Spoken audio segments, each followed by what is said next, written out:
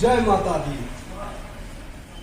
समस्त देशवासी के लिए एक बहुत शुभ समाचार अछि। फिर मैया रानी आबि रहल छथिन, सब बेर अबै छथिन, लेकिन एहि बेर विशेष रूप से आबि रहल छथिन। एकटा विशेष रूप से तैयारी करू, सब गोटे दिगदिगिया पिटवा दियौ।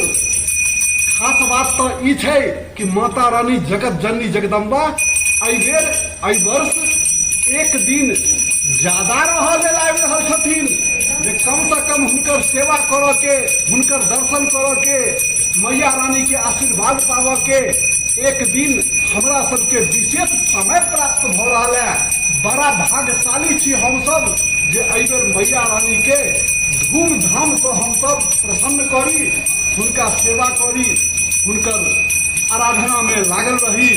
जगत जननी जगदम्बा समस्त संसार के कल्याण करे छथिन। जय माता दी।